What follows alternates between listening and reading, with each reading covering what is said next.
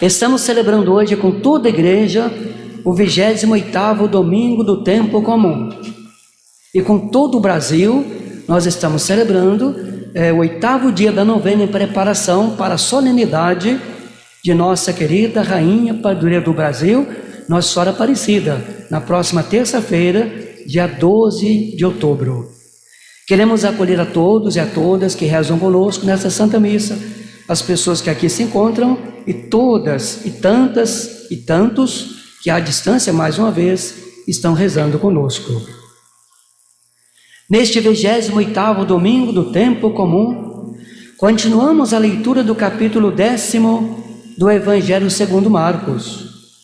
O texto proposto pela liturgia compreende mais uma etapa do caminho empreendido por Jesus e seus discípulos rumo à cidade de Jerusalém, que culminará com os eventos da sua paixão, morte e ressurreição.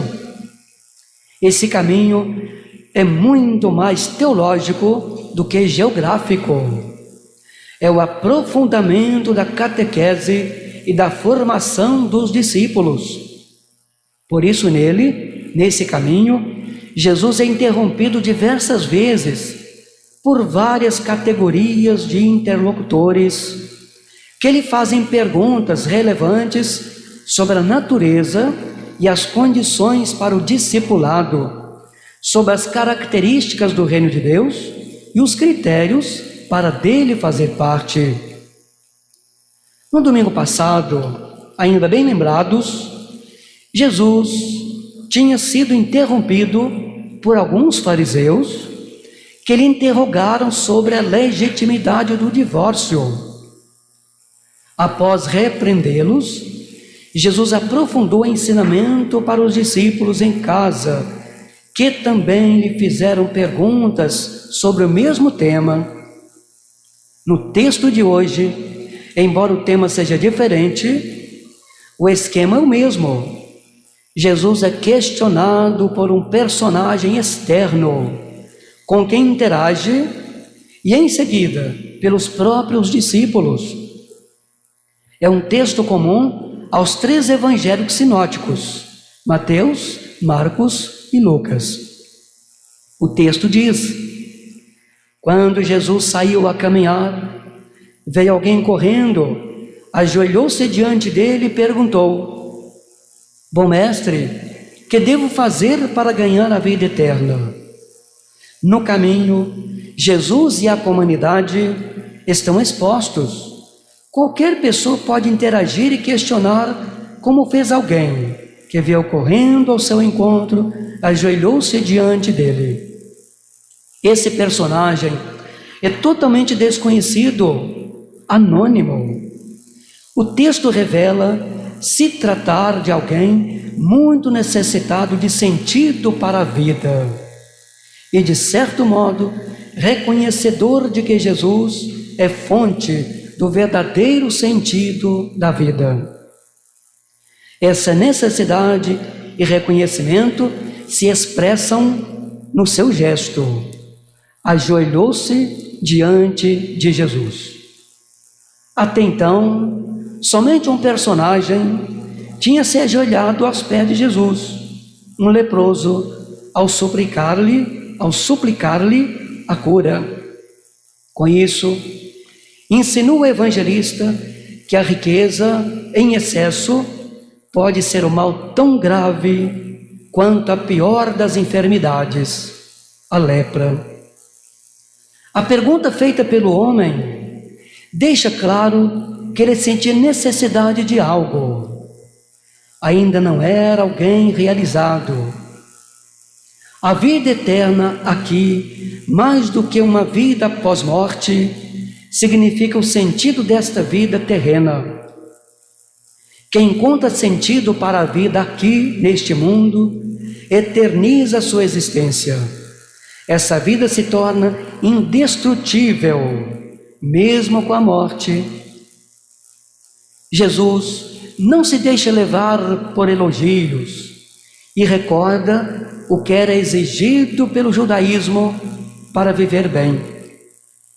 Tu conheces os mandamentos: não matarás, não cometerás adultério, não roubarás, não levantarás falso testemunho, não prejudicarás ninguém, honra teu pai e tua mãe.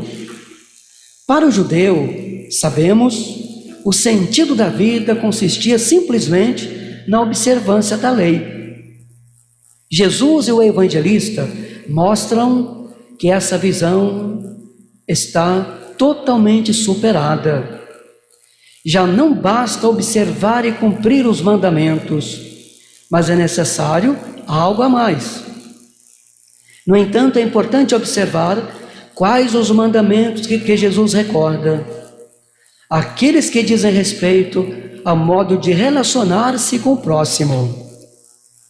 O primeiro mandamento, amar a Deus sobre todas as coisas, nem sequer é mencionado por Jesus, porque ele compreende que se não há respeito à dignidade do próximo e o reconhecimento dos direitos humanos, o amor e o culto a Deus são totalmente falsos, sem sentido, sem valor algum.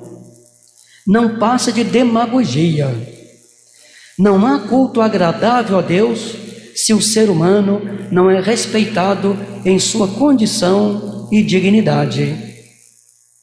Mestre, tudo isso tenho observado desde a minha juventude, responde o homem. Percebemos tratar-se de uma pessoa madura e não mais de um jovem, como aparece na versão de Mateus. É importante observar a atitude de Jesus e a sua proposta. Jesus olhou para ele com amor e disse: só uma coisa te falta, vai, vende tudo o que tens e dá aos pobres, e terás um tesouro no céu. Depois vem e segue-me. O amor gera relações fraternas e sinceras. Como era muito rico, a reação do homem foi de tristeza. Saiu abatido, porque não estava preparado para assimilar a lógica do reino.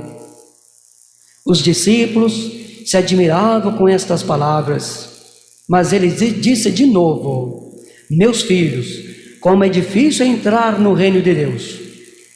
Da admiração dos discípulos, Jesus se aproveita para aprofundar a catequese. Ele não é um rei glorioso que nos liberta das injustiças de uma forma quase mágica. E ao longo deste caminho, junto com os discípulos, vamos conhecendo quem é Jesus. O desapego, a caridade, o respeito à vida, são virtudes que agradam a Deus e nos dá esperanças de vida eterna. Os valores do reino são exigentes: partilha, solidariedade, justiça, equidade, doação, serviço. Jesus deixa muito claro que por este caminho é que o ser humano se realiza plenamente e encontra a vida eterna. Não há como alcançar a vida em plenitude se não passarmos por Jesus, pelo seu ensinamento, o Evangelho. Prezados irmãos e irmãs, a humanidade vai criando caminhos e caminhos, porém o caminho de Jesus é um só, o do reino. Escutemos, pois, a proposta de Jesus e sejamos um dom para os nossos irmãos e irmãs. Louvado seja nosso Senhor Jesus Cristo.